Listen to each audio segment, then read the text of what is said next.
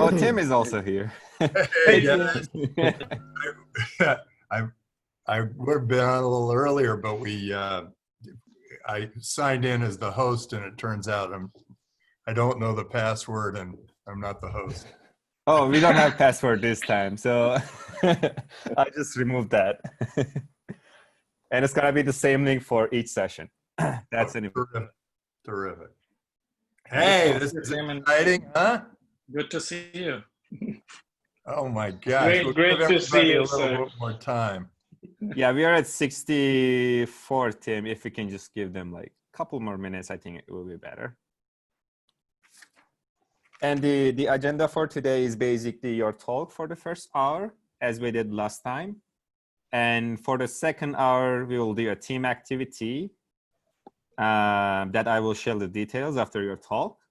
And then they're going to be preparing a slide, 2 slides actually, and then they're going to be pitching them, and you'll be giving them feedback and points.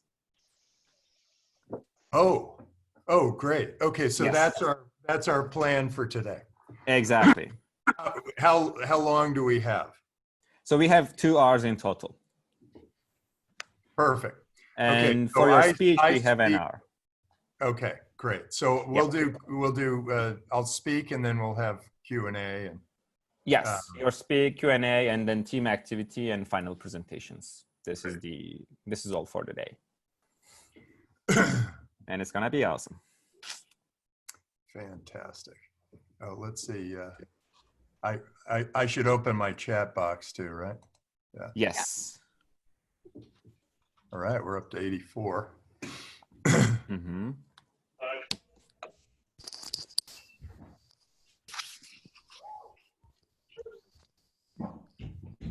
Hey, this is fun. I get to see all your faces. We got to see you. I see Jahur. I feel like I'm on that kids show. I see Simon and Azra. Jennifer, Takaru. Hi. Yeah, it's me. It'll be you. All right. Sona. John Garland, and David, and DeWitt. But I think my screen limits me to 25. There's an arrow that you can use. Yeah, I can move up and down. Uh-huh. Terrific. Great. How's everybody today? Good. Great, sir. How are you? Great. Excited.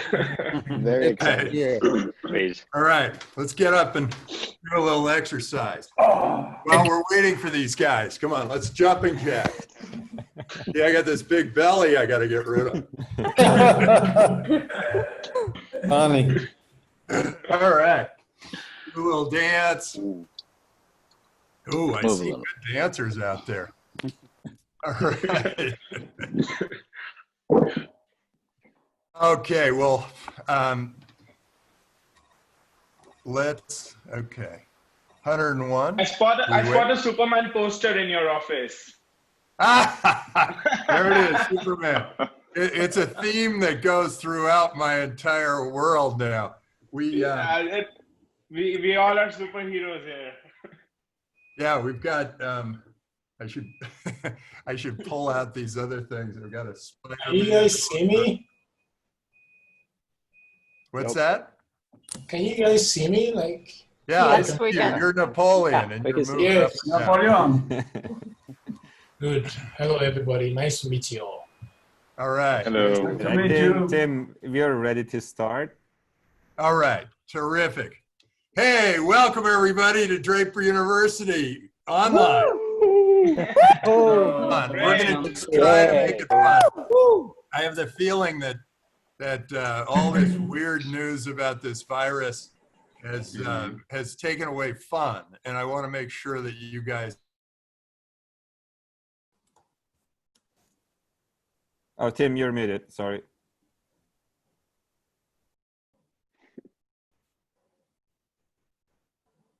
Tim, you're muted.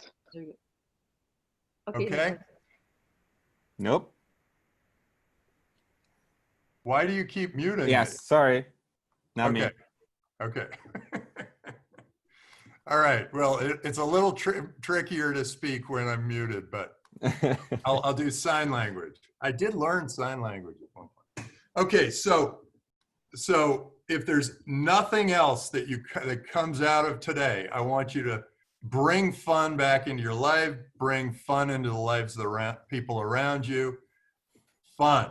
And the reason is there has never been a successful billion-dollar business that wasn't created around fun to start with.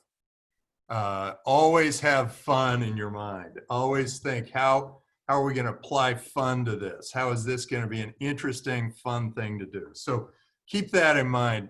What I thought I'd do is start by saying why I started Draper University in the first place. And then probably something about what is going to be going on here, but I think Fatih is probably giving you most of that. And then what to think about in your business, and then maybe right now. I mean, right now is such a unique time. I want you all thinking this way. About 200,000 Americans and about 2 to 3 million people are going to die from COVID. And then what? What are we left with? And how do you create what is going to be the next thing after this sort of reset that we've had? So I'll go into that a little bit too. And then what opportunities I see out there, but I'm sure you all have interesting opportunities that you see and ways of looking at them. An entrepreneur is always thinking 5 to 10 years out. And it's difficult for a lot of entrepreneurs because they're saying, well, I got to think 5 to 10 years out, but I've also got to put food on the table, and I've got to make sure I've got a house to live in or a place to live. That's always a quandary for an entrepreneur, particularly somebody who's got big visions, big dreams, but no money. And that's where you have that's where you have to struggle a little bit. But always keep your eye on 5 to 10 years out. So 5 to 10 years out, we're way past this COVID thing. We have this new world, and it's completely open, and people are trying to figure out how they operate in that world. So what's that going to be like? So keep that in mind. Why did I start the university? I felt in 2008, I was,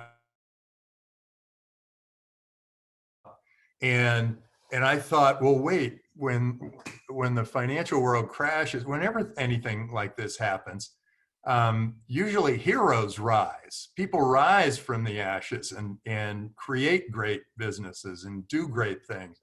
And I didn't see the heroes rising. I mean, the only hero I saw rising was a guy who kept his head down, Satoshi Nakamoto. I mean, who created Bitcoin after seeing that the dollar almost it went to zero and destroyed the entire world economy. And that was a heroic effort, but that hero kept his head down. And it was probably because he or she had this vision of the future that was potentially personally dangerous to him or her, because taking on the entire banking, finance, commerce world was a big problem. And of course, you've seen that the heroes, the Jeff Bezos and the Mark Zuckerbergs and the Bill Gateses and the you name it of the world, they are always under attack by the press. And I don't understand that thinking that you want to take down a hero. But I know people have made a great living trying to do just that. But I'm encouraging you to have that life, to be that hero. I thought the world didn't have enough heroes in 2008. And so I created a school for heroes. And being a hero is a first step toward being an entrepreneur. And you have to be a hero first. You have to feel that you're willing to make the long-term sacrifice for the big impact later. And take long odds at an extraordinary outcome. I mean, a hero, runs into the fire and pulls people out of the fire. A hero does creates something that no one has ever envisioned. And you have the potential to do that. And particularly right now, this is an extraordinary time. So anyway, we started a school. And being a startup, a lot of things went wrong and will continue to go wrong. But we're very resilient, and we've created an online school, and you guys are our second batch. And so thank you for joining us, and I hope it works out well for you. The first batch seemed to go very well. And Fatih will lead you through all of that. What we will do, first of all, you're going to have, let's see, the structure. Okay, yeah, it's just simply you will have lectures, and then you'll have a team activity, and then there will be office hours, and the office hours will be with the various risk masters, Fatih and some others, but it'll also be with mentors. We have some select mentors that have agreed to join and help out. And with mentors, I want you to keep this in mind. You might have a vision, and the mentor might give you a different view. Keep that in mind, but don't let the mentor take your vision away. I've seen this happen a lot, where an entrepreneur becomes it starts to build a very successful company, and then gets big funding from somebody who's older and specific and thinks he's wiser. And then the older and thinks he's wiser person gives some advice to the entrepreneur, and the entrepreneur just takes the advice blindly. And all of a sudden the business is off the rails, and they're going in the wrong direction, and the entrepreneur's a little lost because it wasn't the true vision that they had in the first place. And they weren't really bought off on the new direction. So keep it in mind that you want many mentors. You want to test your business against a lot of people.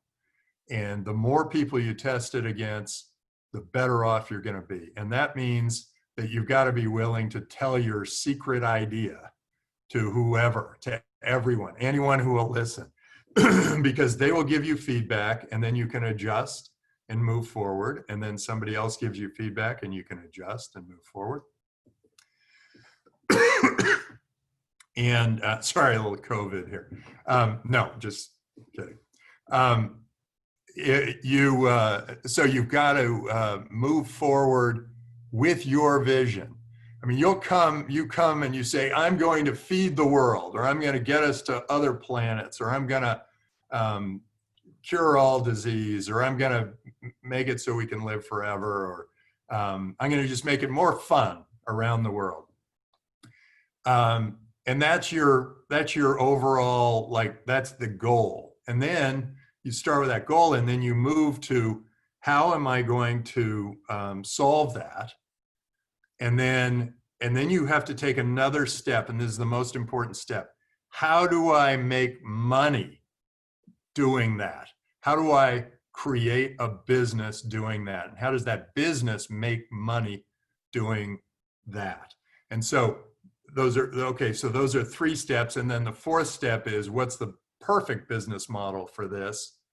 And then how will I present this business? How will I, what's my elevator pitch, and how do I do it? And during the course of this 2 weeks, we're going to try to take you through that entire process, where you start by just going, hey, what do I want to solve?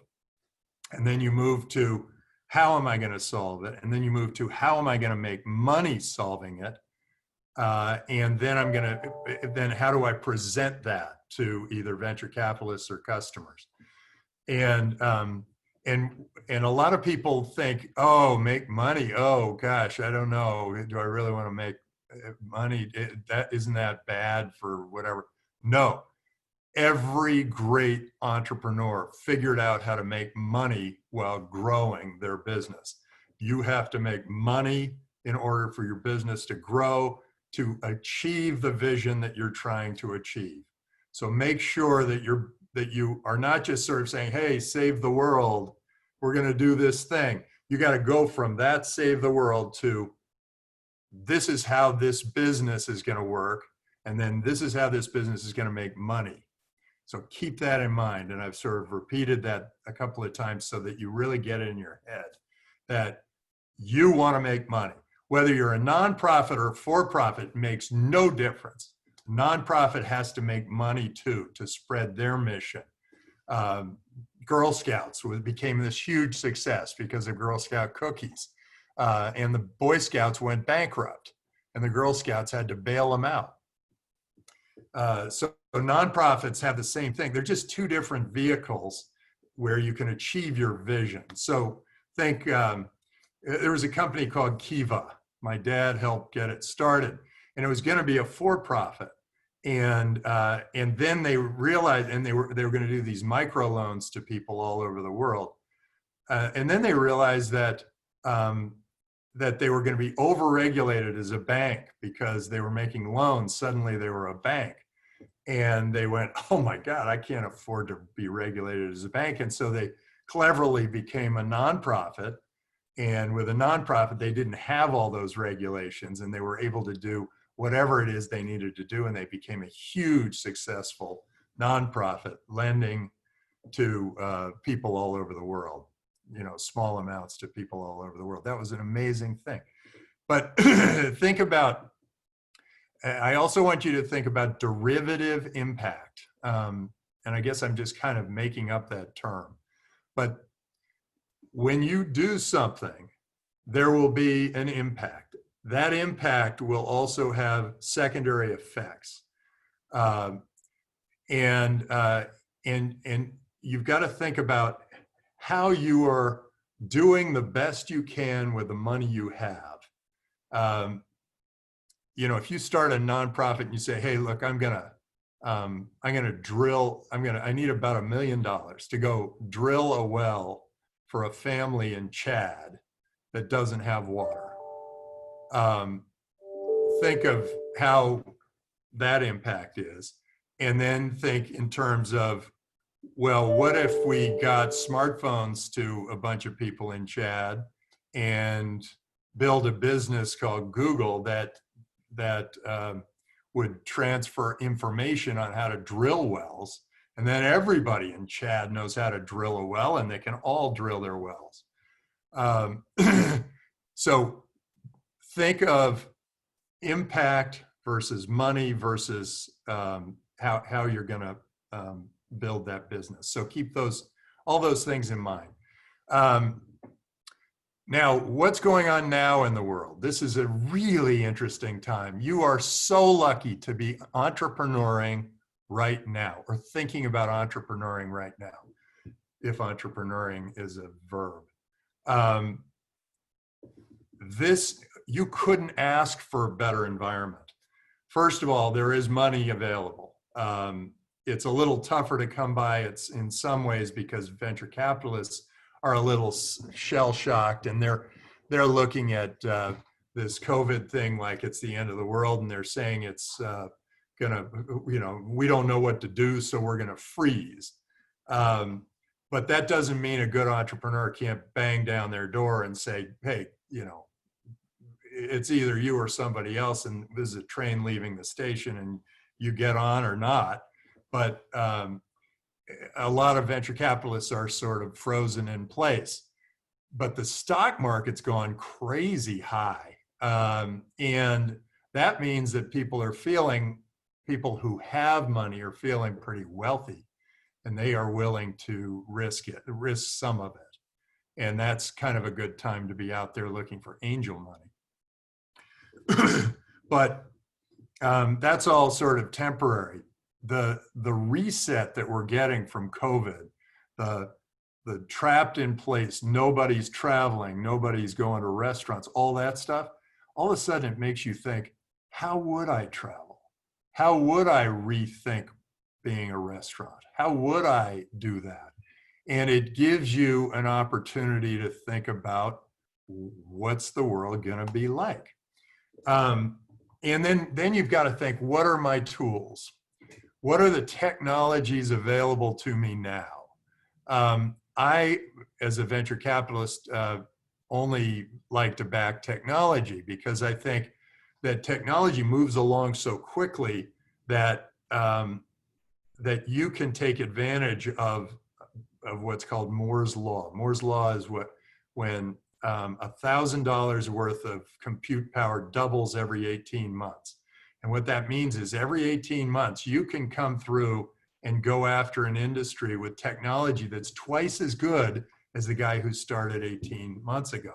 So I like technology for that reason, that it marches, and every new base of technology is a leap from the last one. So now, when you use that technology, you can apply it to whatever industry you want. You just say, okay, let's take this new technology and apply it to something else. So I'll give you a few examples. I mentioned Bitcoin. Bitcoin can be used as your bank. I can now put my Bitcoin on something like this, and I don't have to give my money over to somebody who's dressed fancy like a banker and who lives in a big fancy steel and glass building. I can actually hold my own money and work my own money, and that is a very powerful thing. Well, so Bitcoin's going to completely transform banking. But then there are other technologies that came with Bitcoin. There's the blockchain. The blockchain keeps a perfect record of every transaction. And if you've got a technology that can do that, then you don't need the accountants and the lawyers, or at least the accountants and the auditors and the bookkeepers, to keep track of where your money went, because the blockchain's already doing it. So I'm always looking for an entrepreneur who will put an accounting system around the blockchain. I think Intuit has owned that business for long enough. It might be time for somebody to come into that business. And so it keeps perfect records. It keeps perfect records also of data. So you can have permanent data on something, like people are doing it to apply it to art, so that you know that you have a real Van Gogh because it has gone through the blockchain and these are the various owners of it, and they keep perfect records of that. Or in real estate, it keeps perfect records of who owns a block of real estate. That keeps title. And then there's a smart contract that also came from that technology, and that allows you to create a contract in the cloud that is set in stone or set in software, where you get to put a deal together, and that whole deal can be built into software. So there's no issue that lawyers can fight about, and it saves you all that legal fee. And so there are three new technologies that are going to go after three big industries. Now, there are also some really interesting technologies around surveillance. All of that surveillance, the cameras on every block, and they're very good for security. In fact, more effective than the police in some cases, than to have these cameras around. We know that from Draper University. We had a lot of thefts, and then we put up cameras. We had a lot of thefts, and the police said they couldn't do anything. And so then we had a bunch of cameras go up, and the theft went away completely. And that was a major breakthrough in my mind that surveillance would be a great way to keep track of things. And so you can use surveillance to determine insurance. Currently, when you have an insurance company, or you have an you're working with an insurance company, you pay your premium, you pay your premium, you pay your premiums, and then you issue a claim and you say, hey, my house burned down. And then they fight you tooth and nail, and they send inspectors out there, and they do whatever. With surveillance, you can just say, oh, okay, yeah, I see the house burned down. Or the car flipped over, and we know that the winds hit 130 miles an hour going through that road, and that is enough to turn that car over.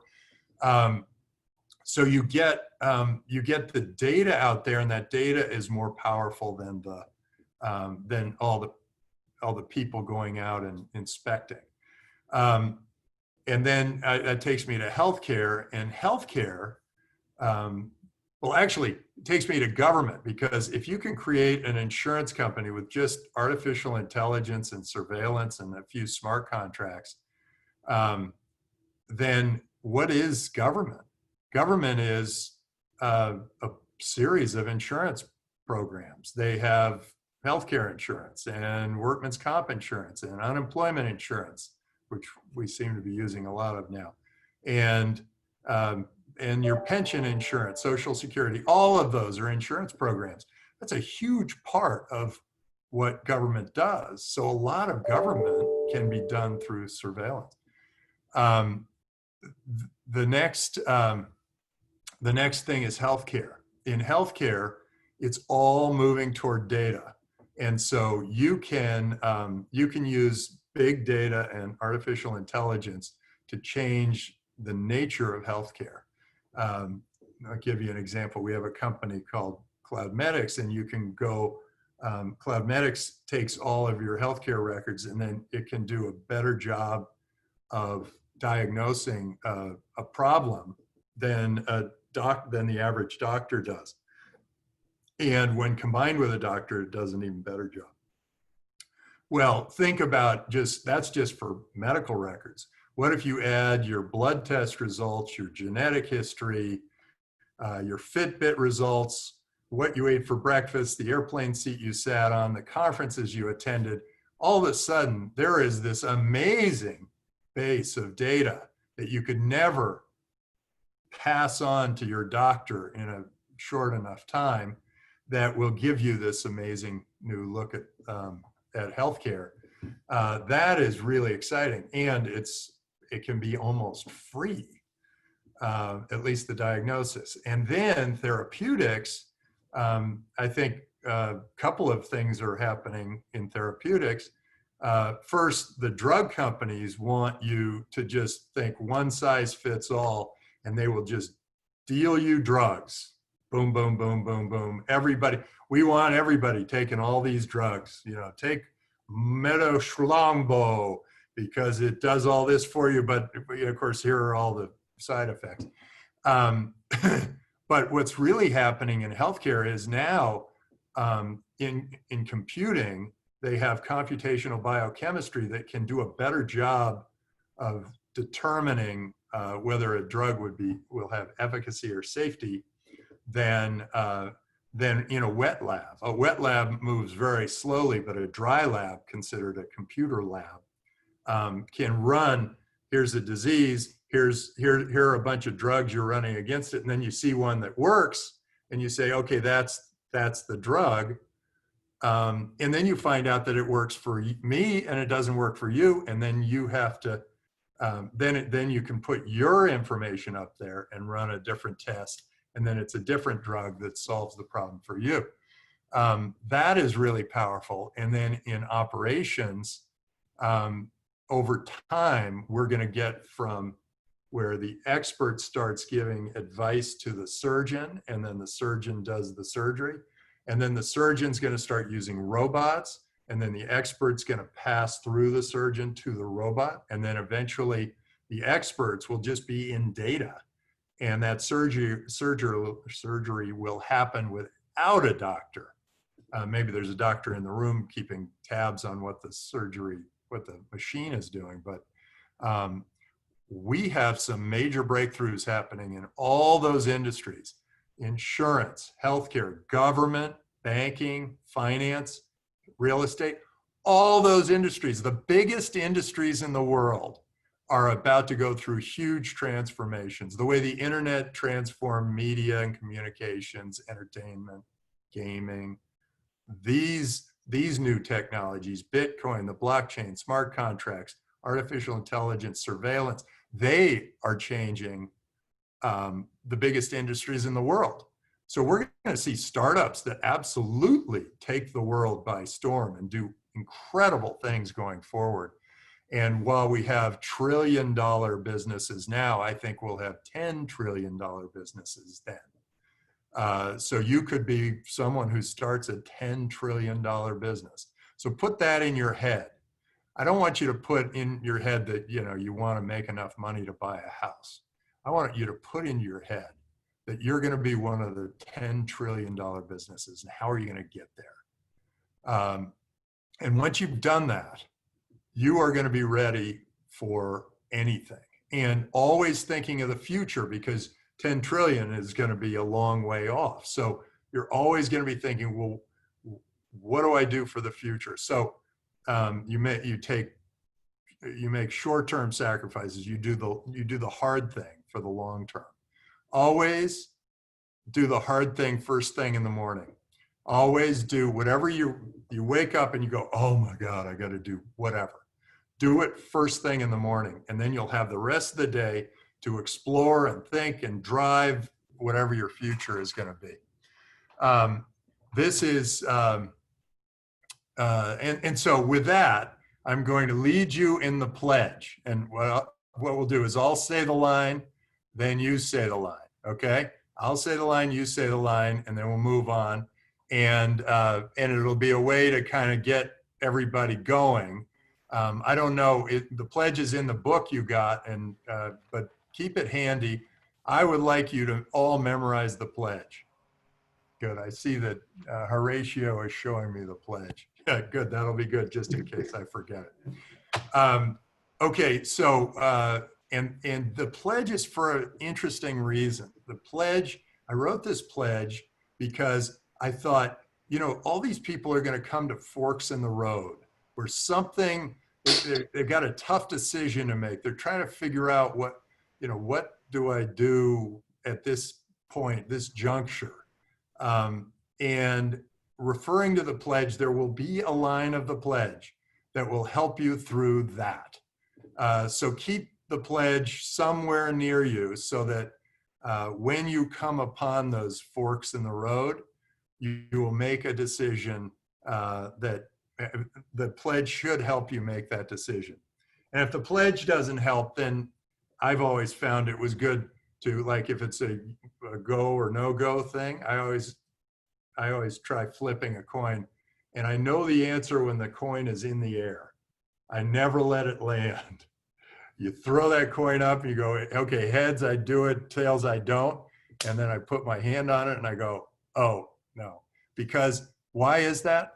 It's because your gut is telling you exactly what you should be doing. The gut, follow the gut. The gut is everything. It's your conscience, it's your guide, it's everything. So this will help you. The coin flip will help you, but this will help you at certain times of your life. Okay, so here goes the pledge. Hands on your chest, on your heart. Feel your heart beat. Okay, you got to feel your heart beat. Okay, you got that? Okay. I will promote freedom at all costs. I will promote freedom at all costs.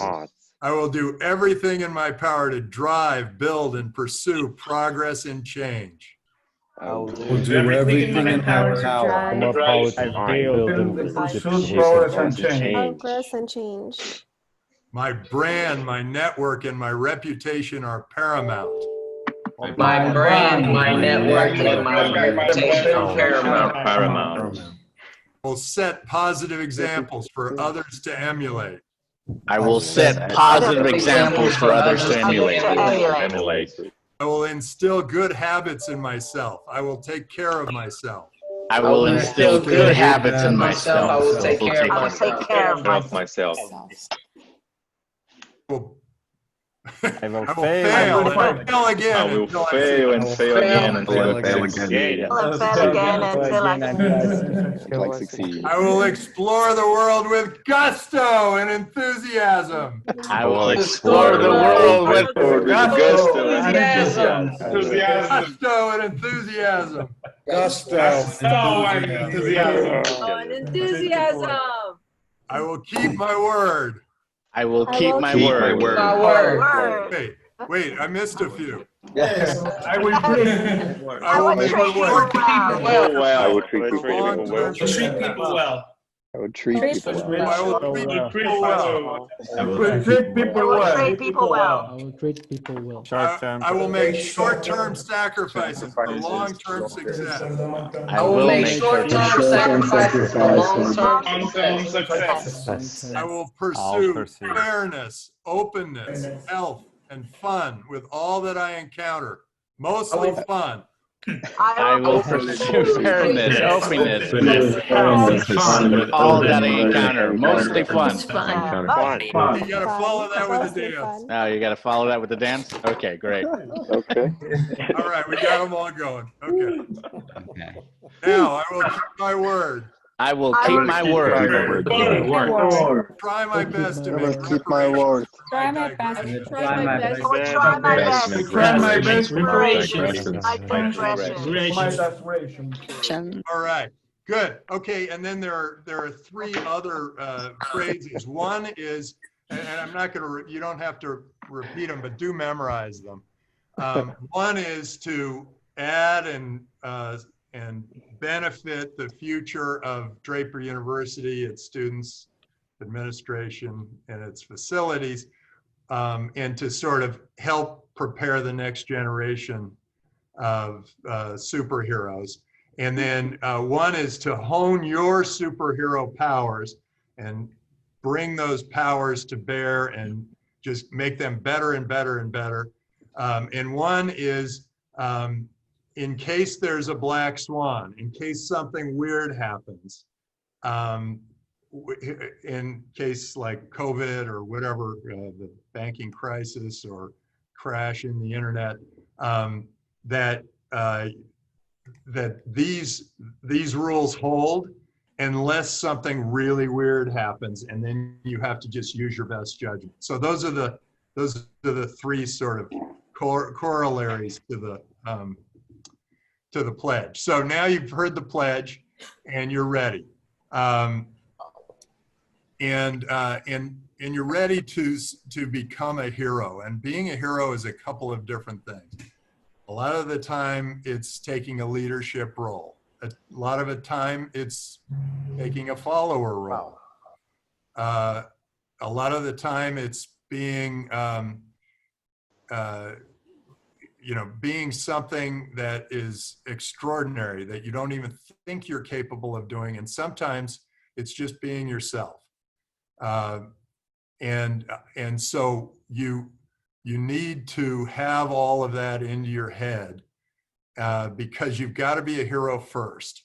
Before you start an entrepreneurial journey, before you go create a revolution, before you do anything, you've got to realize that that your mission is the most important thing to you, and it's more important than you are. And that is, once you get to that point, then you're ready. Then you're ready to go ahead and accomplish it. Until you can feel that, I would wait to write. I'd write the business plan. I'd create the pitch. I would do all of that. But until you're really ready to make those sacrifices, I don't recommend starting a business. When you have made those sacrifices, when you are ready to make those sacrifices, then go for it. It will be the most exciting, dynamic, educational, learning, fun, amazing experience that you'll ever have in your life. You will have a very full life. You'll be making your own decisions, and they will be very difficult to make. You will have to attract people to work with you, and they will have to have the faith in you, and you have to feel comfortable feeling like they are your responsibility, but they're also their own responsibility. But you've got to feel like, okay, I've got to make sure that these people are on board, but I want to make sure that they are also taken care of. And I think you've got, I mean, it is so exciting to start a business. It is so much fun. And for me, the most fun is when things go wrong. I mean, they go wrong and all of a sudden I go, okay, now what? It's a little like, I don't know if any of you play chess, but I kind of recommend it. You play chess and you've got this great plan, and then somebody does something unexpected, and then you go, oh no, I got to rethink my plan. And so I recommend that you are prepared to rethink your plan, and when things are down, you need to be up. And when things are up too high, you need to kind of pull them back. It's an interesting journey, but it's the most fun, and you'll have a very full life. And you, by the end, when you're 60 looking back, or maybe you're 80 looking back, you're going to be able to look back on something and you can just say, I did that, or I tried that, or I worked so hard for that, or whatever. You'll be very proud of it, no matter if you succeed or you fail. And one last thing, and then I want questions. If you succeed, fantastic. But if you fail, just know you moved the ball along. You moved technology along. You've got people thinking in new ways. Failure as an entrepreneur happens half the time, at least half the time. You might be the success half, you might be the fail half. It doesn't matter which half you are. Weird things can happen. I mean, you know, Friendster could have been YouTube, and MySpace could have been, or MySpace could have been Facebook, and Direct Hit could have been Google. And a lot of weird things happen out there in the marketplace, and different things get caught up, picked up, and whatever. But boy, if you hadn't had MySpace, you would not have had Facebook. And if you hadn't had Direct Hit, you wouldn't have had Google.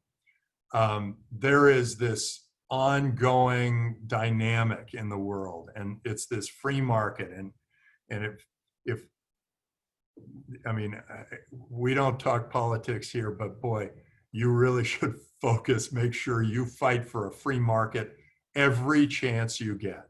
Whenever it gets overregulated, the startups get crushed. The big companies, no problem. Hey, oh yeah, I can take a little more regulation. I got 30 guys who can do that for me. But a startup, somehow, you try to start a bank today, it would cost you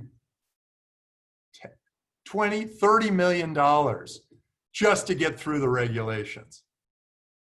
So you don't want regulation, and you do want free markets, and you want globally free markets. And as an entrepreneur, that's the most important thing for you. So thinking about that, I want you to just go and have a great experience, and think globally, think $10 trillion business. How do I get there? So anybody who's got questions, go ahead. Oh, wait. Oh, there's some things on the side. Oh, can we stop the virus? Yeah, I mean, it's getting stopped, and it's being stopped in a lot of different ways. What's weird, if we didn't have all this mass communications, we'd just have the virus come over us, and we'd have herd immunity, and we'd move on. And we'd probably end up with roughly the same number dead. but we wouldn't have nearly as many homeless, and we wouldn't have nearly as many unemployed, and all the disasters that have happened. So the mass media, I think, is the most dangerous thing out there. They spread fear. They're ruining lives right now. Don't spend a lot of your time watching the news. Don't spend a lot of the time. You can read the news, but if you watch it, sometimes there's this like fear that sets in, and fear, as Frank Herbert says, is the mind killer. Don't let fear kill your mind. Don't let the media take over your mind. Don't parrot what they say. Don't be a parrot. Think for yourself. When the media gives you something, say, well, what are they after? What are they thinking? What are they really doing this for? They're doing it, they're selling ads, whatever. Love to play Tim in chess. Be happy to do that. Okay, so let's see, regular game nights on campus. Oh, that's Azra. Okay, government strikes again. Yeah. When did I start my first company? I was 11 years old, and this sort of drove my philosophy. I was 11 years old, and my mom said, hey, well, why don't you just go pick some? I said, hey, I need more money. And she said, why don't you go pick some apples and sell them on the street? And I went out and I picked a bunch of apples, and I sold some on the street, and I loved it. I thought it was fantastic. And then the neighborhood kids all started to hang around me while I did all this selling of the apples. And I just pick them every day. I'd go out there and I'd sell them. And then I piled up the money over that period of time. I don't know how long it was, maybe a couple of weeks. And then one of the moms came over and said, so how much money do you have there? And I said, I've got $8. And I was really proud of myself. I was thinking, I got $8. And the mom said, well, who else has been out here selling these apples? And I listed about 5 people. And so she took the money from me and she handed $1 to each of the other 5 people who had in any way been out there just kind of hanging around. And then she gave me $1 and took $2 for herself. And I thought, that's socialism. And that does not work for me. I did a lot of work with those apples for weeks and weeks. And just the fact that there were a few people hanging around that day and kind of just hanging around, suddenly we were all equal. And that, I like equality of opportunity. I don't like if I build all that business, I'm not so sure. I'm happy to share it, happy to pay my taxes. I'm happy to share it. But you know, fairness works in a lot of different ways. Let's see, how does COVID affect the VC industry? Early, mid, and late stage funding. So far, late stage funding has lost their minds the same way the public markets have. And they're just paying high prices for companies, and they've hardly missed a beat. Early stage companies are having more trouble getting money, and they're coming to us. They might be Series A companies, but we're paying seed pricing. So that's changed a little bit for early stage companies. And mostly that's because a bunch of venture capitalists are sitting on their hands. What makes you wake up in the morning these days? Yeah, okay, so here's my secret. I had to do it this way. I am at home and I'm dressed in a suit and tie, and I kiss my wife goodbye and I go, okay, I'm going to work. And then I come here into my office with a Superman poster, and I get to work, and I just have my Zoom calls or do whatever I have to do all day. And then at the end of the day, I open the door and I go, honey, I'm home. And I have to do it that way. otherwise I'm pizza and pajamas all day, you know, and I would not get anything done. And I also look at this kind of a time is a time for heroes who I'm training. Not that I'm necessarily one, I am trying to build businesses. So I guess that helps. But this is the time for heroes to come forth and to push and to drive and to move into new directions and to take people into a direction where where they're not necessarily expecting it. This is an exciting time for me. It's a time to work 10 times as hard. And so that's why I'm doing what I'm doing. And we do go to the office about once a week, and that's really helpful because, boy, if you don't see people for a while, you really start to lose it. And if I'm sure all of you are feeling some of this, make sure you get human interaction, and not just with the group that's in your COVID group.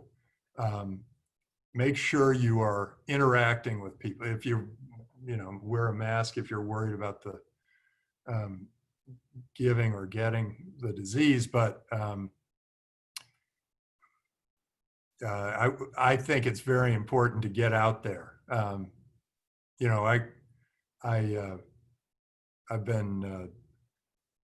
have been going out there, and I'm less worried about the disease than the cure. The cure is like all of a sudden we're all locked in place, and I feel like we're all in prison, and that's shutting down economies like restaurants or travel. I just heard all three of the airlines they can't even make it on all the huge extra budget money they got from the government. This is, I think mental health is probably going to be a really big field for the next 3-4 years. I think people are going to go through a very strange change. They've already gone through the change. It's the change coming back out of it that is going to be very awkward. It's like when you travel and you've been away for a long time, you come home and that's when you get the travel shock. That's when you're kind of shaken up. You go, oh my gosh, this world didn't change while I was out there kind of seeing this other world. How do you balance family when you're starting a company? Well, it's a lot easier now if you're stuck in place doing your business to balance it with a family. Having a family is the greatest thing. I recommend it to everybody. Some people really just aren't cut for it, but I really love my family and I love being with them and all of that. And I think it's a big part of your life, and I don't think you should miss out on it just because you're going to be an entrepreneur hero and you're going to be spending a lot of time away. When kids grow up, they watch. They don't do what you say, particularly teenagers. They don't do what you say, but they do what you do. And if you're out working, that's a good message. And just know that you are creating a good message for your kids if you are working hard, because then they will work hard. Tim, should we do a rapid fire on the rest of the questions? Sure, if you've got them. Yeah, I've got them here. Okay, go ahead. So what's the tipping point between $1 million idea and $1 billion idea? Is it execution or the idea itself? Well, you have to get to 1 million before you get to 1 billion. So you got to wedge into an industry, and then you've got to, if it's a SaaS business, you got to land and expand. If it's a consumer business, you've got to figure out how you can grab that customer and keep adding new products and charging them more and more and more. To get to $1 billion, you really need that end user control. You can't be middleware. You can't be stuck between two other businesses where, and you certainly can't have just one supplier, because that supplier can screw you down, and you can't have just one customer because that customer can screw you down. So you've got to make sure that you have multiple suppliers and multiple customers. And if you have end user control, then you can keep adding new products and keep adding new services for those people, and they will keep paying you more and more and more, and they will grow more and more and more. And then, of course, I came up with viral marketing way back when. And I recommend that you think in terms of how do you make your customer into your sales force? How do you delight your customer so much that they want to become your sales force? Next question. What is your biggest fear? Most of them are gone. After a while, you've been through a lot, and you've seen a lot and done a lot. My biggest fear is really for the world to be locked down by a bunch of politicians, by dictators and politicians. That's my biggest fear. I want a free world. I want it open. I want it transparent. I think that's my biggest fear, and that's what I will work to avoid. I will work toward freedom, openness, transparency. I'll work toward getting rid of the borders. I'll work toward one world with lots of governments that we can choose from. I'm going to work toward that. I'm going to work toward governments having to compete for us, compete for the people, the great minds, the businesses, the entrepreneurs, the money of the world. I want governments to have to compete just the way you do for jobs, just the way businesses do for their industry. Government should have to compete too, and they can now. Hey, I can start a government 11 miles offshore or up in space, and it can provide better healthcare insurance, better workman's comp insurance, better social security insurance than your own government does.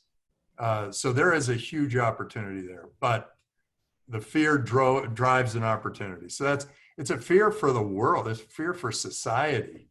I don't want to go through the dark ages. I want to go through the Renaissance. Okay. So have you ever had a tough fight with a coworker or partner? How did you solve it? Oh yeah. Oh my God. I had a ton of venture partners, and we worked together for many, many years. And when you have a bunch of partners and no one has final authority, you're going to have to work with them. The great thing is it's a little like family. It's like a family argument about money, religion, or politics. It's you have your team and you're stuck with them. And actually that's what we do here. We put you in a team of about 5 or 10, and that's your team, and you're gonna live or die by that team in this school. And that's really it's kind of the fun thing that we do here. Because everybody works in teams, and you have to be able to operate with people who are different from you, who have different points of view, and you can usually come to a better conclusion when you're working with a team. And I say usually because sometimes as an entrepreneur, you have to go against the wishes of your team. Sometimes you just have to say, look, I know this is the right thing to do long-term, even though these guys are all telling me to take this short-term route. Or these guys are all telling me one thing, but I know in my heart that it's better to go another way. And when I was in a partnership, that became a very frustrating point of view. I wasn't always able to convince the team to go in the direction I wanted them to. And eventually I went solo, and I still have a team, but I now make the final call. And it's a very different world. It's not necessarily better. It's not, in some ways it's more challenging, in some ways it's not as challenging because I'm not being challenged as often because everyone knows that it's sort of my call. Whereas when there were 12 of us sitting in a room, we had to challenge each other and fight for what we thought was the right way to go. Yeah, it was, that's a great question. Next question. Do you think we should start companies young or wait and have some experience? That's completely in your own, what does your gut tell you? I think that starting young gives you the advantage that you will have been in business longer when you hit the age, your inflection point age. If you're, I think you have to be compelled. Something has to compel you to do it because it's not going to be an easy life. It's not easy anyway. And the safe route is usually the wrong route, just to give you the general idea. The more treacherous route is probably the right route, even if you feel like you're swimming upstream. If you're going against the grain as an entrepreneur, you're probably doing the right thing. If people are resisting you, you're probably doing the right thing. It's just like when you're, I mean, I think of all these entrepreneurs, and if Uber had just sort of listened to the taxi guys, they never would have made it. And wouldn't have provided us that service. And the counter example, the other example is Napster did listen to the music industry and got crushed. They at least got the technology out there, but they got crushed. So if the world all says, no, this is the way it's always been, this is the way it's gonna be, and this is the way it's gonna go, that should just double your efforts to go out there and do more and try harder and make sure that they see your way of thinking. Because the world does need to be refreshed, replenished. It needs entrepreneurs like you. It needs people to go out and challenge the status quo and the state of the art in technology. Next question. Fatih, can we take another 5 minutes for questions? Thank you. No problem. Do you think there is any difference in female and male startups? Startups don't have gender. Yeah, I do. Yeah, I do. And what's interesting is we've backed a disproportionate number of women because if you're a woman, you're starting a business, you're more unique. There are fewer women willing to do that today. Down the road, probably be about 50-50. And the way women operate is actually different too, because I've had a lot of experience now. The women tend, actually the going after the $10 trillion business, that message is for the women. As the men kind of feel like they're going to do it anyway. But that message is more for the women. Women, I want you to think that you need to rule the world. You need to, and to do that, you have to have big ambitions. My daughter is a venture capitalist. She only backs companies that have a woman in the main team. And the moment she funds them, she says, you have to make this $1 billion business. And the reason she does that is just that reason, that the ambitions are often not as high. So I really appreciate that. I mean, I'm looking here, what do we have, about 40-50% women? I'm loving it. Because as a percentage, on the percentages, it's different. Women are way better managers. They historically subvert their own egos for others to thrive. And that's great as an entrepreneur. You get a team that becomes incredibly loyal to you. And that is a powerful thing. Draper University is mostly women. Yeah, mostly women run it. Yeah. Yeah, absolutely. Okay. That's why it works so well. How do you see bridging the divide between US and China for business applications? I've been given advice that I need to pick a side, essentially. Wow, that's interesting. Yeah, I thought everything was going to be fine. I was loving the last 20 years before the last 5 years. I was loving those years because China was completely open under Deng Xiaoping.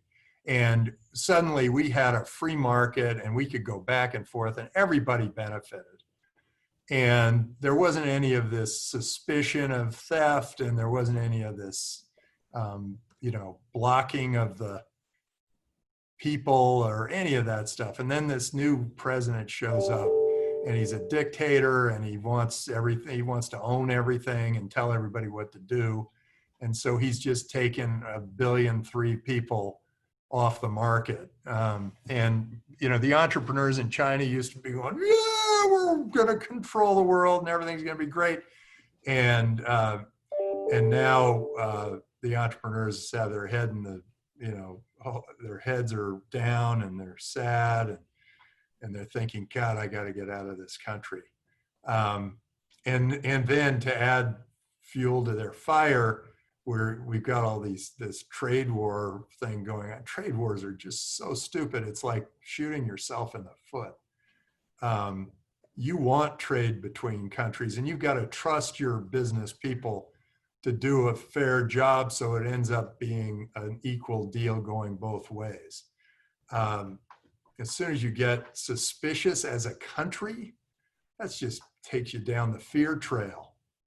That's just bad news. You just don't want to go down the fear trail. You want to be open and global and transparent. Everybody should be working together. And so what do you do with your business? Do you pick a side? Do you whatever? The good thing about the United States is every 4 years we get a new leader. Maybe they get reelected, but only one time. But if you've got a leader who's just wants to be the dictator for life and people are letting him, I think I would prefer being on this side of that fight and put more pressure on Chinese to do a better, to open up and become more free. And they were so free. God, was that the greatest. I almost moved to China. But now, and God, the people are so wonderful and fun. And God, we had so much fun over there and we built some amazing businesses. And now it feels like they put the kibosh on entrepreneurship there. Do you advise starting a company on your own or having a partner? I think that depends on the person. Having a partner is fun. And eventually you're going to have a partner of some sort. You're going to have to hire people. And it's just a matter of decision making. Make sure there is a clear CEO though, because there really has to be a final decision maker that everybody has to live with. If it's a dual CEO thing, that never works. Mm-hmm. If it's a dual CEO with a third person who can break the ties, that might work.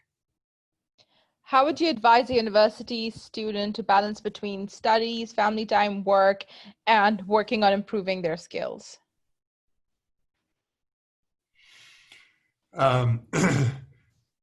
When you're in university, I would focus very hard on two things. One is getting to know the people around you and having some fun. And the other is study things that are challenging for you. Push your brain. Push it in ways you never thought it would go. Take on things that are bigger challenges than you ever thought you could imagine. and acquire some interesting fun skills like music and art, and acquire some good solid deep math and science skills, and then study some history and some sociology and anthropology. You know, we're about to go through an anthropological shift, I believe. I don't know if it's going to happen in the next 5 years, the next 20 years, the next 50 years, but we're about to go through it. And that will be when all the borders fall. Suddenly, we won't be tribal anymore, we'll be global. And that shift is going to be a weird one. Lots of things are going to change. There are going to be all these so-called leaders who are trying to push us back to tribalism, but then there are going to be all of these, you know, entrepreneurs and revolutionaries that are pushing us toward globalism. And you know, we're all better off if we're an open world. Yeah, next question. So I think we're done. Fatih has the next activity he needs to start. Yes. Okay, Fatih, take over. All right. Now, I'll come back to see your what your pitches are. Might even drop in on you. Okay. So thank you, Tim. Thank you, Astra. So for now, we have the team activity. So you, as a team, have 20 minutes to prepare 2 slides. Okay. First slide is going to be a slide that you're going to be explaining your team. So like members, their, you know, expertise, their, like, you know, their strength points, anything, like, you know, just pick good points that can impress us or that can make a change. Okay. That's the first slide. Second slide is going to be one thing that you learn from Tim's talk and applying to your industry or your, like, anything that you think that you can apply that vision into. Okay, is that clear? So the first slide is going to be the team slide. Second slide is going to be the vision slide. So I already shared templates with you guys on your team channels on Slack. So you can go your team channel on Slack and click that link and see the presentation. So now I'm going to be putting you guys into Zoom rooms. So you guys have 20 minutes to prepare these 2 slides. Okay, everything cool? And then please pick the presenter.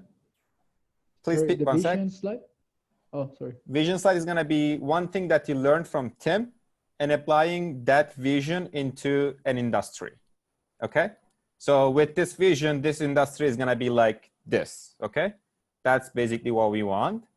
And you have 1 minute to present at the end. So we'll be back here. Tim is going to be here judging all the results. Okay. So you have 1 minute to present. And please pick one presenter, okay? Just someone to present the slides, okay?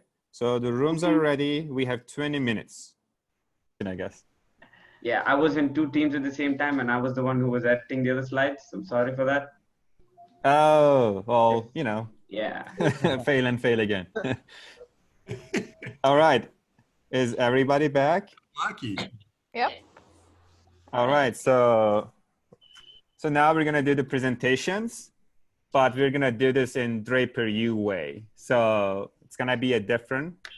So, and not like some other team is gonna be presenting your slides. So we're gonna be doing aliens presenting catalysts. Oh, that's interesting. So yeah, Welcome the whole to Draper point, University. the whole point of this is to catch you by surprise. So we are surprised. I'll be sharing my present somebody else's slides. Yes. Okay. That's awesome. Okay. Okay. Who is the representative of aliens? So should only one person represent, or 2 of us from our team can? We can do that. Your choice. Yeah. So myself, along with Anna, will be representing from the aliens team. Okay. Wow. You're part of aliens or you're part of catalysts? I'm part of aliens. Part of aliens. No, we need catalysts. Oh, we need aliens. Sorry. I'm sorry. My bad. You got it right. I'm from Aliens. Okay, so aliens, you're going to present the quasars slides. Catalyst team. Or no, these are quasars, aren't they? These are slides. Yeah, Anna was Okay, okay. Yeah. Okay, so aliens, you have 1 minute to present catalysts. Okay. Three, do two, I have time to read it through? No? Okay. Well, you have 1 minute to present. It's up to you. Okay, so in this bright and sunny morning, I'm very happy to present the Catalyst team to you. It's a group of amazing overachievers and real heroes that are going to be superheroes very soon, and they are experts on all different parts of businesses, and they're experts in different industries, and they make it their goal to catalyze change in the industries they represent. That's why they're called catalysts. The vision they have today, I don't see it, unfortunately. I don't know how to move it to the second slide. Would somebody help me, please? Okay, so their vision was inspired by team's speech, and they are ready to embrace change in the health and fintech industry, and to bring this change to people all over the globe, to make change really global, and to catalyze all incremental changes by their revolutionary steps that they're ready to take. Okay, it's time. Thank you. Congrats, Anna. How did I go? Great. That was amazing. Okay, so that was well done. We're good job. Okay, is it at least close to the meaning that you try to put into your presentation? So are we going to do that, or are we just going to jump to the next group? We'll do points and jump to the next group. Oh, okay. So catalysts never get to present their own slides.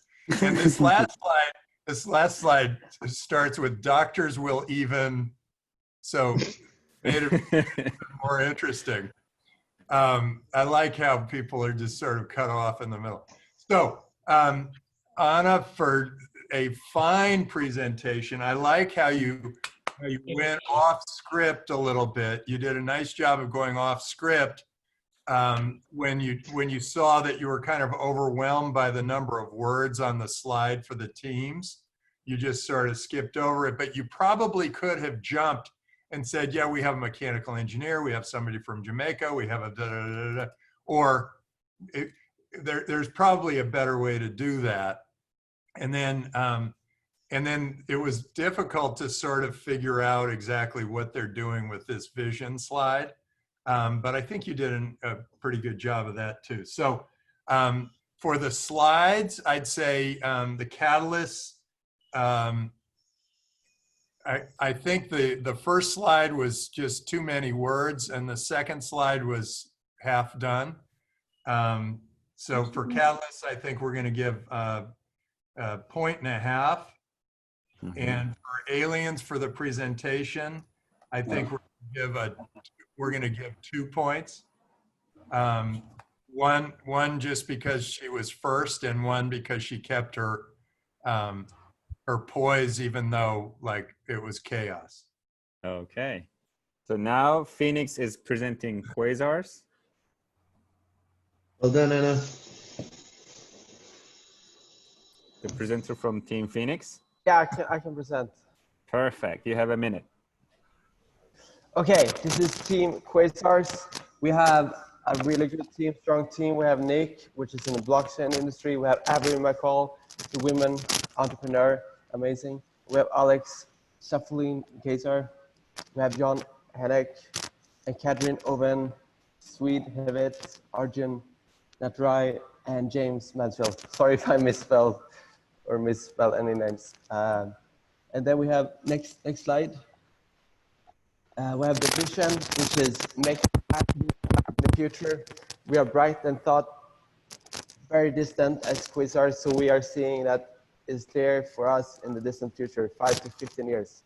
Direct connection to health and value for individuals, omnipresence and preventative and trauma care, access to abundance and purity for all in the solar system and beyond.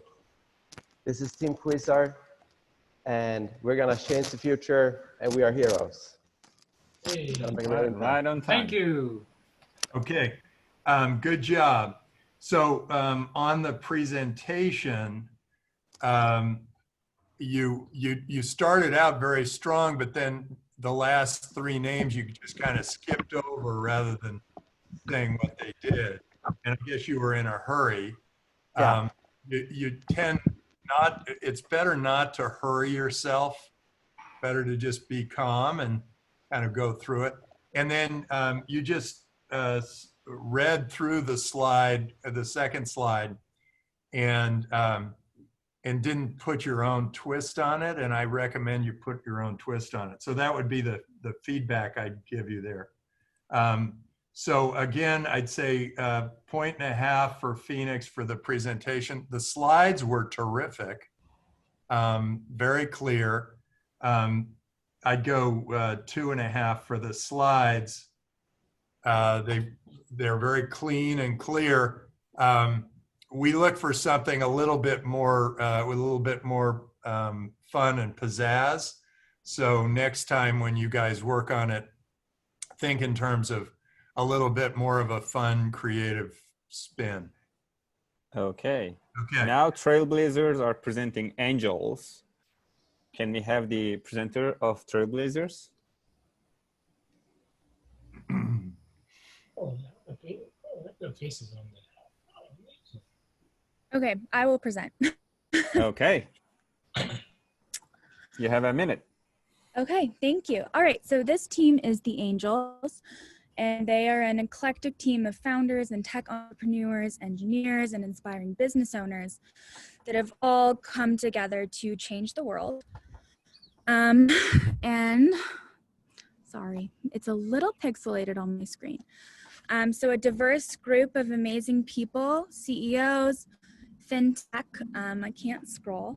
And so then the next slide, they are looking at business and government without borders, and they're creating an open and efficient world. They are pushing their brain, and they are hoping for one global tax code with distribution of the proceeds to each country based on their sales, payments, contracts, and accounting via blockchain, and one digital currency to eliminate the current costs, and they have a subscription government to evolve the governing business model. All So right. Right on yes, time. this is the Angels. Terrific. Okay, so Chloe, good job on that. When you can't read it, just keep going. You know, if you can't read it, you just go, go, go. And I think you handled that well. Technology can throw you. And so I'd say 2.5 for the presentation for Trailblazers. And Angels did a beautiful job on the slide, on the first slide, having the pictures there and the whole thing, having the superheroes on the first page, and having a real mission at the end.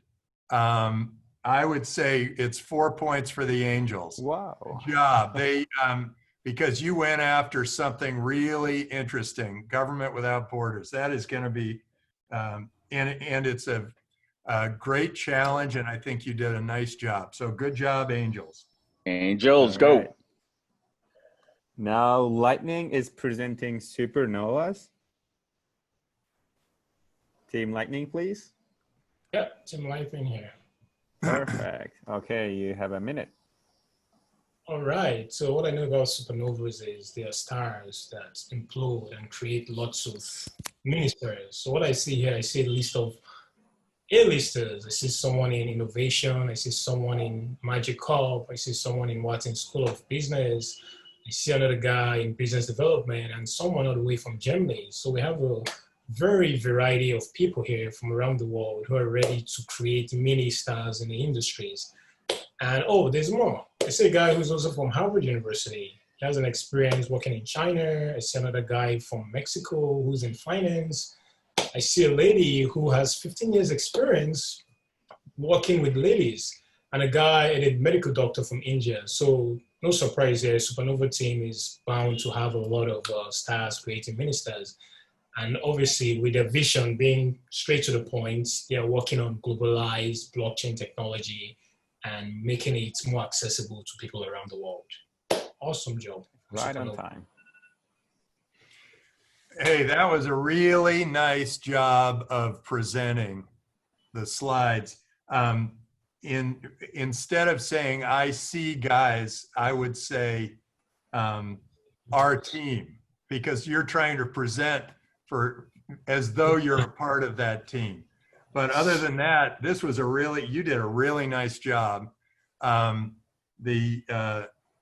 vision, it's nice that you got the vision down to like a very simple thing, supernovas, but I think I wanted a little bit more out of you. The team slides were nice, generally. You know, you put in the pictures and all that stuff. So I think, okay, so I think Lightning, that's 2.5 for the presentation. That was a nice presentation. Supernova, for the slides, I'm going to go with 2.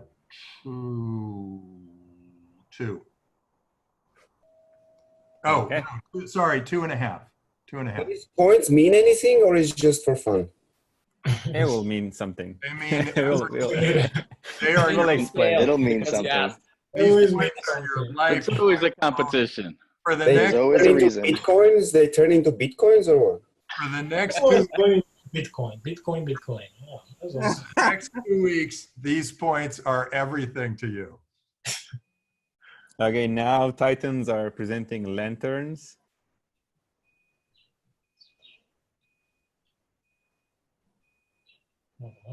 Anyone from Titans, please? Hi. You ready? So we're not presenting our own slides? Nope. No. Okay, yeah. Team Titans.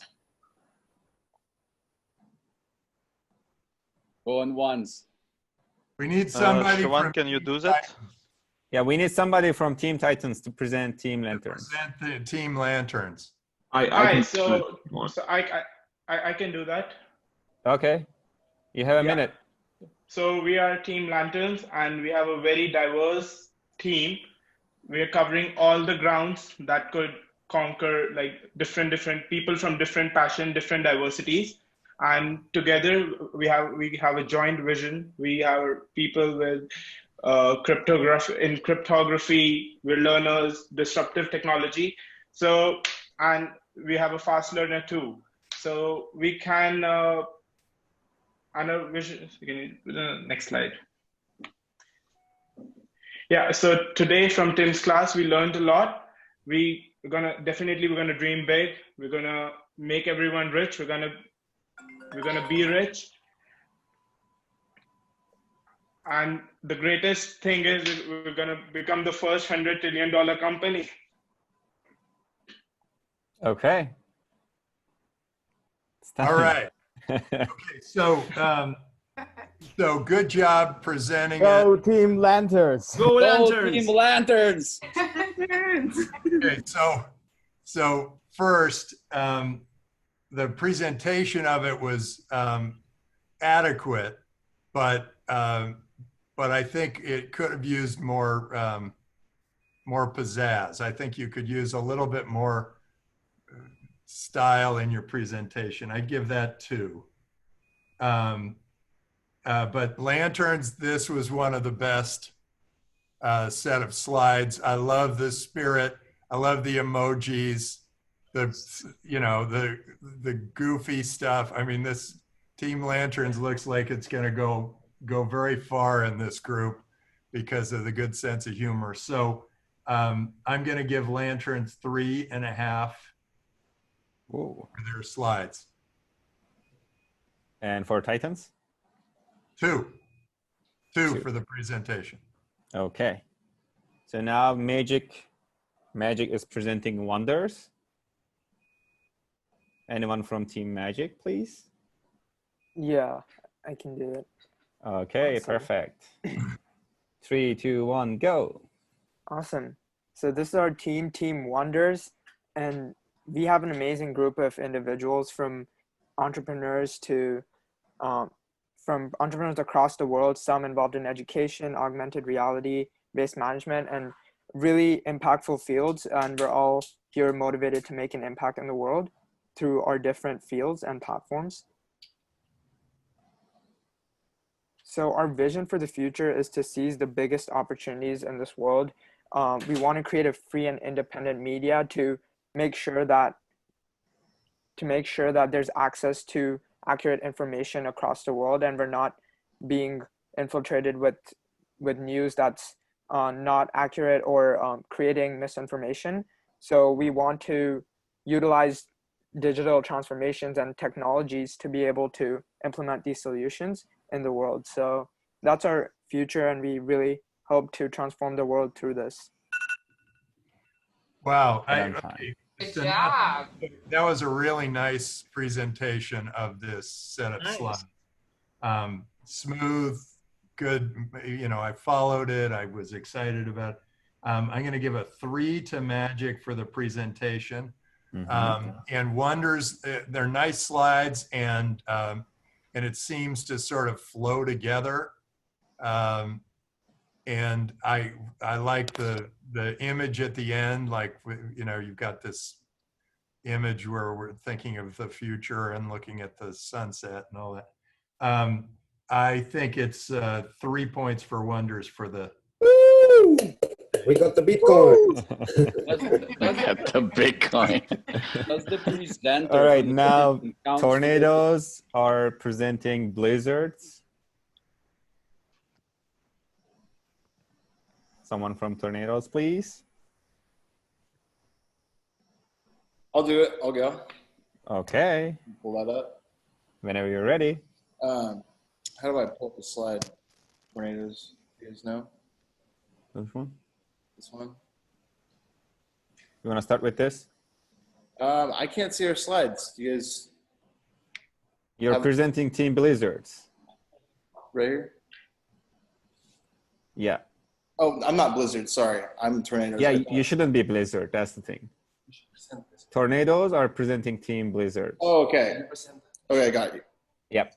Okay, 3, 2, 1, go. Billy, Amen, Gabriel, Ali, Elena, Kenyon, Jeremy, Aman, Michael, and they take everything by storm. This is Team Blizzards. Get the Blizzard reference there. And then Share Economics, industry, blockchain, production, distribution, and consumption of wealth based on incentivized and equitable sharing of tangible or intangible assets with peers in an automated, decentralized ecosystem. So basically, they're looking at the entire means of production, distribution, and consumption of wealth based on decentralized ledger systems, and how that open sources and empowers costs to go down and accountability to go up, and how it can create an entire freedom-based ecosystem. So that's Team Blizzards with Share Economics. Go Blizzards. Terrific. Good. Okay, that's great. There,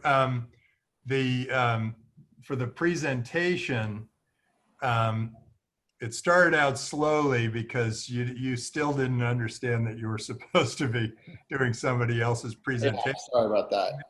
And then you said stuff like, they are doing this. You are presenting it as though you were a Blizzard. Okay, I didn't. I'm still new. So I want you to do that, and everyone else in the future, make sure you do that. Sorry about that. The first slide, you just kind of read their names and read what they wrote. The second slide, I was thinking, oh, he's doing the same thing. And then you interpreted it and you explained it. And so that was much better. So 1.5 for Trailblazers for the presentation and Blizzards for the slides. I love the first slide. Actually, we're going to break rank here. What is the first slide? The first slide, way up top. Go to the first slide. What's going on here? This is the shared economy. Somebody from Blizzards, explain it. That's right. It's a shared economy where basically applying the principles of sharing, like Uber and everything else, to everything. So electronic health records. You talk about real estate, because our team comprises of all of these people, expertise in real estate, food quality, so a sharing economy based on a decentralized network. All right, great. Okay, move down to the last slide, just one more time. You know, I think this was pretty cool. Overall, this was really cool. Yeah, blizzards, I'd give 3.5 for blizzards. Woo. Nice. Okay. Okay, next group. Supernovas are presenting aliens.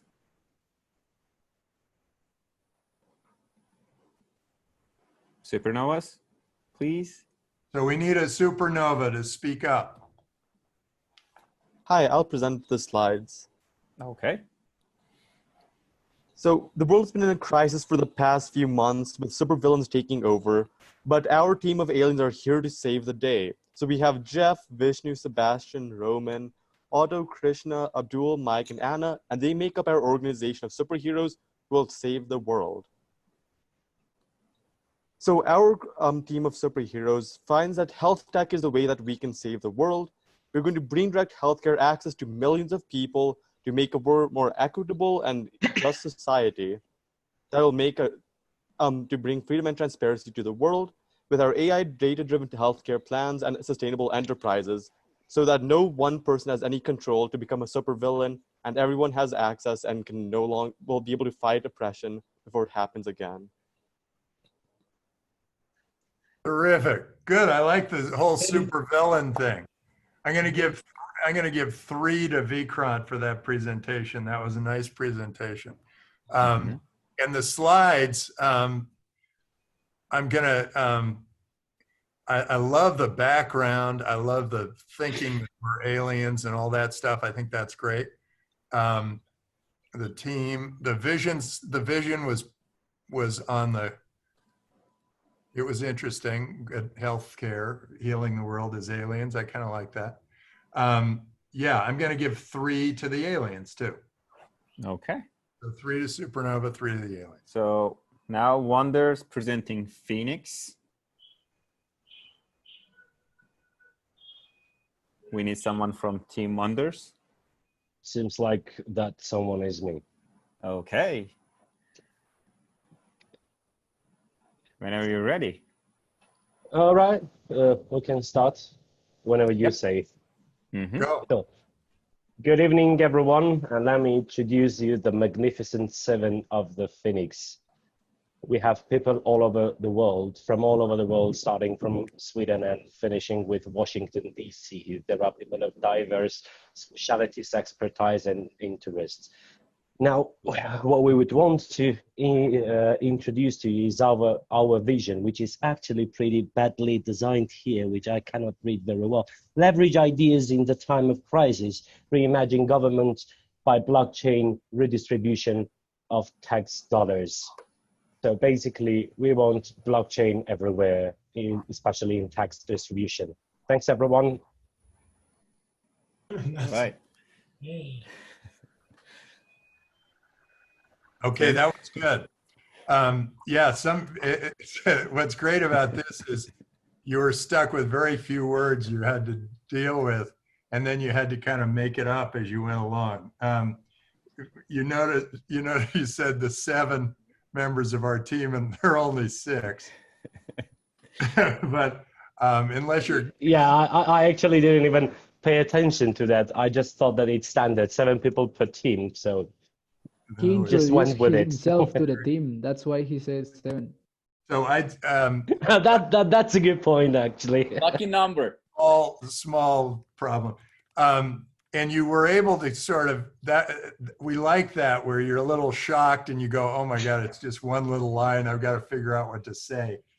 Okay, I'm going to give 2 for the presentation, and then Phoenix slides. Those are good slides. Very clean. Your vision is very simple and clean. There's nothing sort of backing it up like how does this happen? But it does. I guess we only asked for a vision. I'm going to give 2.5 to Phoenix for those slides. Okay, now Catalysts are presenting Team Trailblazers. Beautiful art, Phoenix. What team is presenting? Catalysts. Tony here. I'm the presenter from Catalysts, and the team I'm presenting is didn't quite catch the name. Trailblazers. Trailblazers. All right. So let me tell you about the Trailblazers. We got an awesome global team with Alex with experience in investment banking. Renato is an angel investor. We got Andre in ed tech. Michael's building lasting relationships with businesses. We got Clint, who's into psychology. Cindy is a sophomore student in mechanical engineering, and we have Chloe, who works on technical products. And so our Trailblazer team's vision is related to healthcare. We need to make some benefits to the sector as a whole using data analytics and blockchain. We're here to improve and democratize overall global health. So hopefully with this type of healthcare solution, people will be able to own and manage their own records and provide them to the doctors that they need to with wherever they decide to get their healthcare services. Nice job. That was so smooth and so well done. That was a really nice presentation. So I'm going to give 3.5 to Catalyst for the presentation. Thank you. And Trailblazers for the, I'm going to give 2.5 to Trailblazers for the slides. They're actually very nice. And there's no real breakthrough idea, but it's kind of close. By kind of combining these two things, maybe something interesting will happen. So 2 3/4 for Trailblazers. Okay, now Lanterns are presenting Team Lightning. Someone from Team Lanterns to present Hi, Team Lightning, I'm please. Team Lantern. Okay. Perfect. Hi, everybody. We are the Lightning, and we are superheroes. We have Lucia, who is a student, but she's working on social causes. We have Manu, who is a designer, UX designer. We have Kanishka, who is from the United States, who is studying finance. We have Tom, who is a Bitcoin hero. We have Abdel Rahman, sorry, who is a student in Egypt studying computer science. We have Napoleon from Nigeria. We have Max from California. We are going to educate people on new technologies to make a positive social impact. Educating people will help us with the adoption of our products and services that we want to offer. We want to change the world because we are superheroes. Go Lightning. Very good. All right. Okay. So Jennifer, fantastic presentation. You got real gusto and enthusiasm there. You got us all excited. It was terrific. It was a great presentation. I'd say that's, yeah, that's 3.5 for Lanterns. And then Lightning, you got Lucia, student but working for social impact. And I was thinking, well, wait, you're a student and you're working for social impact. So that kind of put a damper on that slide. And the vision slide, go to the vision slide. Yeah, it's a little, yeah, educate people. Well, education is very important. That make a positive social impact. And I think I'll give Lightning 2 for the slides. Okay. Next up is Quasars presenting Titans. I will be presenting for Quasars. Okay, whenever you're ready. Hello, everybody. Welcome to Team Titans. And fairly soon, we are all going to be titans of our industry and taking over the world. We have a phenomenal team, a variety of people coming from blockchain to film, people who are interested in art and sustainability and robotics. So we have a diverse range of people on our team and can tackle issues from a variety of perspectives. And with that background, we are ready to tackle our vision, which is our goal is to really revolutionize the energy market with blockchain, digital identity, and AI.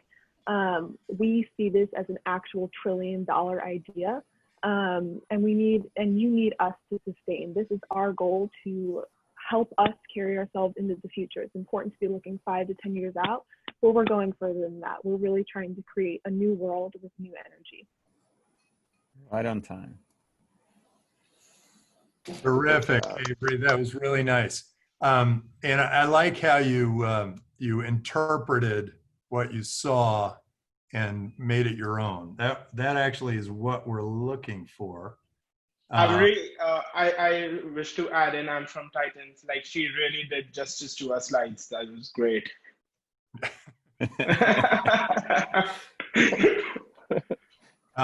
Yeah, so I'm thinking that it's kind of exactly what we're looking for. So I'm going to give I'll give 4 for that presentation. Woo. And for Titans, for the slide, go to the second slide. I like this because you picked an industry I didn't even mention, and you kind of have an idea for it. You're applying it to the blockchain. Ethical Enron. That's funny. Well, and I'm not exactly sure what the staying big or getting smaller. I'm not sure what all that is about, but I think Avery made it at least sound like it made sense. I'm going to give Titans 3 for this, 3 for the slides and the business plan. Okay. Last 2 presentations. Now Blizzards are presenting Team Magic. A representative from Team Blizzards, please. All right, that's me. Perfect. So here it is. All right, so we're Team Magic, and as a magician, I have had the pleasure to work with an exceptional team which brings a perfect blend of experience and a fresh perspective to things. Our team comprises of innovators, designers from architectural universities, and focusing on emerging markets and finance. Let's take a look at our vision. Health tech. Our vision is one health app for all your health. Well, we're developing an AI solution clubbed with blockchain that allows us to tackle the EHR silo situation going on in the electronic health market. Our solution connects these different silos and offers interoperability along with machine learning AI solutions that provide real-time input on your health, manages your data, all in a secure and private manner. Thank you. All right. All right. Magic, that was actually great. It was that's magic. I mean, Blizzards, we'll start with your presentation. Blizzards, good, solid presentation. You've had the benefit of seeing everybody else do it, so we're going to be a little tougher on you. 2.5 points for the Blizzards presentation. Magic, this was good. You, in your vision, you actually have a real business model you have created, and it's unique. You're actually combining about 10 different things I talked about. So something interesting went through there. So I'm going to give 3.5 to Magic. No, I'm going to give 4. 4 to Magic for the business plan there. Wow. Okay. I mean, after all, you even had like an app, logo. an app and a logo. Okay, last presentation. Team Angels presenting Tornadoes. All right. I volunteered earlier, so I didn't know what I was getting into, but I guess it's on me now. Go, Tom. Okay. All right, guys. So hi everyone, I'm Tom Zarega. I recently joined the team as an advisor for the Tornadoes, and I am super excited to introduce you to our amazing and eclectic team of incredible and talented individuals and entrepreneurs from all over the world.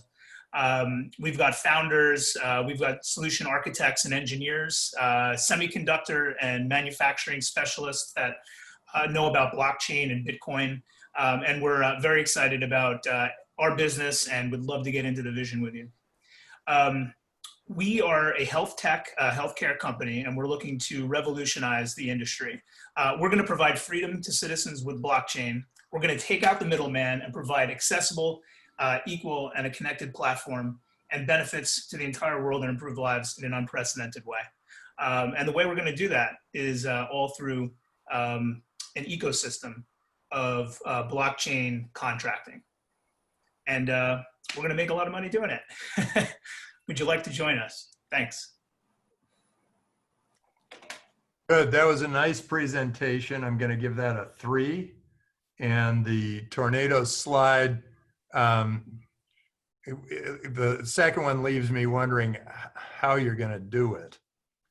You know, it's kind of taking some of the things I said and just kind of putting them into a slide.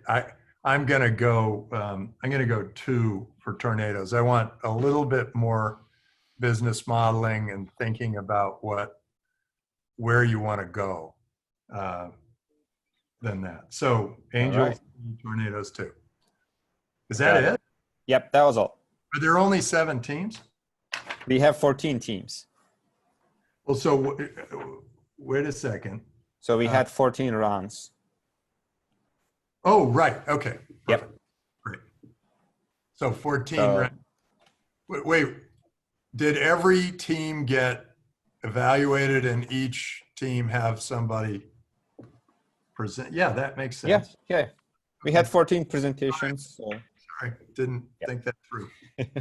All right, good job. Yeah, that was all. If you want to say a couple of words to close today's session. Yeah. I realize that you guys are going to learn a skill that very few people have, and it's going to be really useful in the future.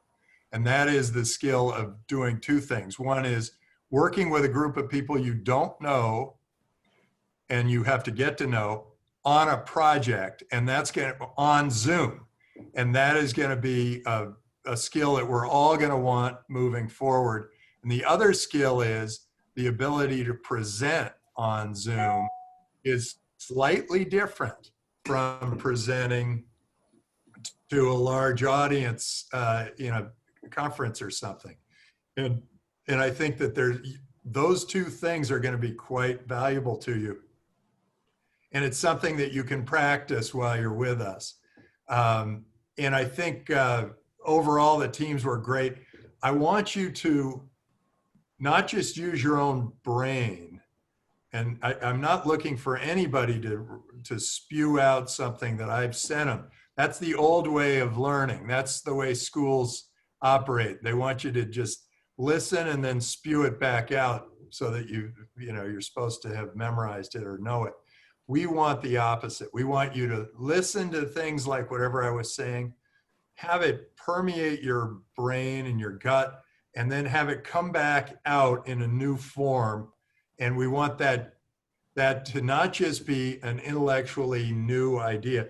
We want that to be a creative idea. We want you to go beyond just learning it, knowing it, to thinking about it, to creating beyond it. And I tried to grade the slide presentations on that, on the ability to create beyond where we were. And then the presentations, it was, how well you adapted to this unusual situation. And we're hoping, in the online school, we're hoping that we're able to put you in more of these uncomfortable situations. So beware that Fatih has a lot up his sleeves, and you're going to be trying a lot of things that you're a little uncomfortable with, maybe a little embarrassed by. and we want you to go through that embarrassment. We want you to feel it and get beyond it. You got a lot ahead. I'm really glad you're in the program. We think this is so exciting for us to have an online program. And we think it's going to really catch. And then after the online program, we are, for some of you, we're going to offer the ability to come to Draper University. And I hope I get a chance to meet you there. But it was fun at least getting to see some of you and meet some of you here. Good job, all of you. I thought that was great. And the volunteers within the teams, good job, good on you, as they say in Australia, because you jumped in, you took the chance. You said, put me in, coach. And a big part of life is like, hey, put me in, coach, and just say yes, say, oh, okay, I'll do it. See how it goes. It might go badly. If it goes badly, so what? You got a few less points or whatever. If it goes really well, great, you've got a new skill. And if it goes badly, the great thing about it is that you got to fail and fail again until you succeed. So with that, I leave you in Fatih's confident. Yes. Thank you. You guys are going to have a lot of fun. Thank you so much, Tim. With you being sad, being uncomfortable, the challenge for today is, guys, basically getting rejected. So we want you guys to be uncomfortable today till tomorrow's session. So the challenge is, so we want you guys to go outside and ask like some questions or request something from others and get rejected. And we want to see these stories on our challenges channel on Slack. And the most epic stories win some points from us and our team. Okay? You have to tell us what these points mean, otherwise it makes no sense. We will explain everything related with points like during the program. That's not fair. That's not fair. The points, there will be great honors bestowed upon the winner, the winning team, and the winning team will be the one with the most points. Correct. Is this All an right. individual assignment? Try yourself in politics. Let me complete my notes for today, and then I can answer questions. Okay. So the challenge is getting rejected. Okay. And the second thing, the record. Sorry. Is it a team exercise or? It's both. Like it's both. However you feel more comfortable. Okay. Okay. So. Second note, the record of today is going to be on Slack shortly. I'll be sharing the record of today. So if you missed some part of it, or if you joined late, or if you missed the class, that's okay. I'll be sharing everyday records on daily records on Slack.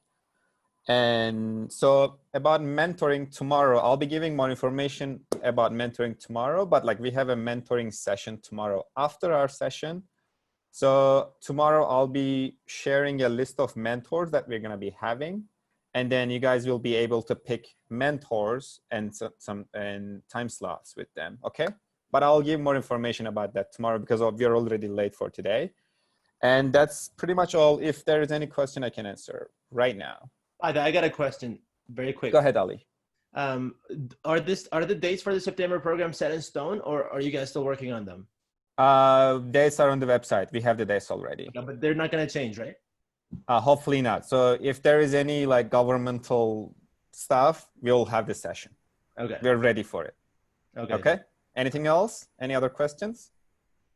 Do we have the scoreboard anywhere?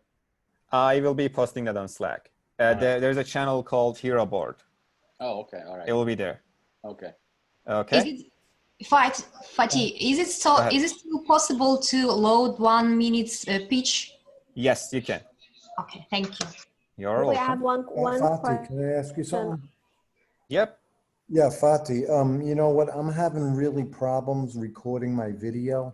Could I just give it to you now and you could capture it and put it up on the thing? Is that it'll take a minute. I'll message you on Slack and we can have a one-on-one Zoom call right after this. Thanks. Okay. That's very helpful. Thank you. Thank you, James. I'll put that as a note. Okay. So Fatih, Iman? for today, we just need to write any challenge that we face today, maybe pitching something to someone and get rejected. That's the idea, right? To post It's getting rejected. You can do anything you want. Just get rejected. And share, if there's a cool story, share with us. Okay. Okay, Iman? So I just got back to Saudi, but Yeah. so I have some anxiety and fear about like booking a ticket to come in September, but I really want to come because I'm only scared that things will change. Well, so should I wait till end of let's have a book a call with let's me. have a separate call. With me. I for will that, send you okay? an email. Okay, I just don't want to cool. hold I will everyone send you for an your email. training Okay, because this is okay. a different program. Okay? Okay. And we'll answer Don't all of worry. your questions and Okay. concerns. Okay? Okay, thank you. Thank you. Is that all? Thank you, Fatih. All right. Thank you, everyone. Thank you. See you guys tomorrow at 8 a.m. Pacific. Thank you so much. Thank you. Thank you very much. Thank you, Thank Fatih. you. Bye-bye. Bye. Bye-bye. guys. Thank you, everyone. Bye-bye. Bye. Thank you, Bye, Fatih. everyone. Bye-bye. Thank you. Bye, Thank you, guys. It everyone. was great. Bye, everyone. That was Nice awesome. to- nice Just to the meet you all. beginning. Thank you. Guys, We'll see how make we sure feel that's in the middle of the 11 week. o'clock in New York, New York, 11 a.m. in New York, New York. Bye, guys. Oh, Bye-bye. bye.